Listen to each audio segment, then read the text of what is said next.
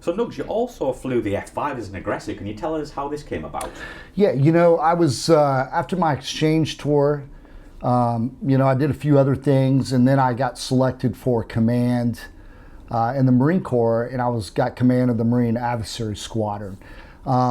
When I originally found out I was getting the F-5 squadron, I'm not gonna lie, I was a little disappointed, right? Oh. Because I had been nothing but a carrier guy, so I assumed if I was lucky enough to get command, I would probably go back to the boat. But when I found out, I was just happy to have command, because as an aviator, there's not a lot of commands for you in the Marines. Right. But it turned out to be one of the best tours I could ever imagine. So it's in Yuma, Arizona. I had, at the time, I had 13. No, at the time when I showed up, I think we had 14 F-5s. My boss was not even on the base. I worked for a different boss. So I had my own, word you guys can relate with, my own fiefdom or fiefdom or whatever. I was the boss, the king. I had excellent maintenance and excellent pilots. Most all of my pilots were weapons school guys, or air combat tactics instructors.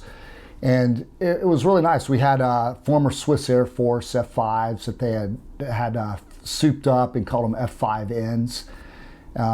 And they had just pulse radars in them, so the radar wasn't that great. But it had a lot of other little Gucci things in it that we could use. And we did the same thing almost every day. It was all air to air, supporting.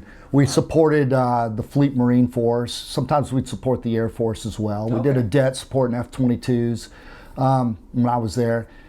And we flew an aggressive schedule. In my 2 years there, I want to say we flew almost 8,000 hours of flight time. Wow. And don't quote me on that, but I'm pretty sure, or no, I'm sorry, not flight time, sorties. Because we would fly day in and day out. The only days we didn't fly were weekends, Saturday and Sunday, and sometimes we did, Wow. So we would fly and fly and fly. And the whole time I was there, one thing that I was impressed about, and maybe it was because I was the boss of the squadron, but I don't think so, is I only lost 2 aircraft to maintenance in 2 years there. That is impressive. Well, yeah, for any fighter aircraft. jet, because a lot of times you're going to lose a sortie for a problem. Never lost it 2 times in 2 years. The guys I had made it an excellent squadron. I mean, I still keep up with most of those fellas. I mean, they were awesome. I couldn't ask for a better group of guys there flying. But anyway, yeah, I came on as the boss, took it over. We went on a few dets. We went to Mountain Home to support the Air Force. We would go to Beaufort, South Carolina to support the Marines out on the East Coast. We'd go to Miramar sometimes out of Yuma just because we'd have more gas and more range to go out over the sea.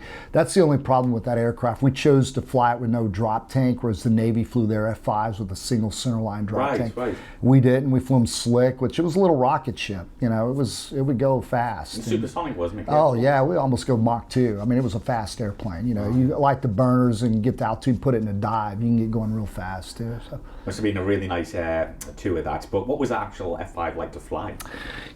Out of all the jets I've flown, other than the A-4, it was probably the least maneuverable. Oh, really? Yeah, it was surprisingly good. Once slow, we had maneuver flaps, that you could put out and stuff, and you could get pretty slow and fight, but it had this edge to it where you just couldn't pull and forget. You had to always constantly think about things in that airplane because of the little wings and stuff. You didn't want to depart it, because if you depart it, you can recover, but it loses altitude so fast if you get it in a spin or anything. And some of the sorties, most of the time are flying. By the time you're turning, and if you're going slow like that, I might be 15,000 feet or getting close to the hard deck, and the last thing I want to do is spin it, because you're going to immediately have to pull the handle if you do that. And especially as the boss of the squadron, I want let that not happen to me, or I didn't want any of my Marines that happening to.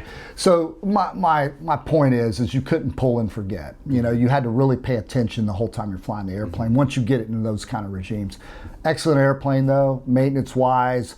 It was very maneuverable, very hard to see. You'd be surprised how many times if somebody loses a radar lock on you, it's over for them. I mean, really? we would come to the merge and somebody wouldn't even know we were there at the time. And it's still going to this day, the F-5, isn't it? Yeah. Oh, yeah. They're still flying them there now. Yep.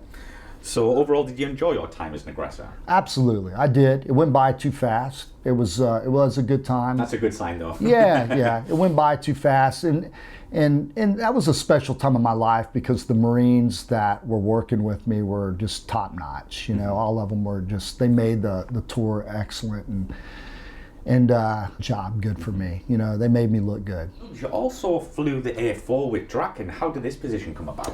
When I retired from the Marines, I still had contacts in the industry and stuff, and a buddy of mine, Jeff Magwa Scott, and Snort Snodgrass, who's an infamous F-14 guy. Never heard of him. Yeah, Snort. I knew Snort, and I just, they reached out to me and wanted to know. They knew I was the former CEO of an Adversary squadron, and asked me if I'd be interested in flying for them. Well, I just started with United Airlines, my retirement gig, which I'm at now, and I was on reserve as a new pilot, so it was kind of a good deal for me. On my days off, I could go fly with those guys, so I did it. Got checked out in the A-4, and it was really different. I had never flown the A-4 before that, right? I'd flown the Hawk, and so, you know, you're used to a training SIL. It was basically showing up down in Lakeland, Florida at the time, is where Draken's headquarters were, and that's where they kept their A-4s. It was before they got a lot of contracts. And I go there, and I just basically walk around the airplane with Snort and look inside. He talks about how to turn it on, and you know, and it was a nice airplane. The ex-New Zealand ones had almost F-16 cockpit, had a HUD, had I believe the same radar as the original F-16s.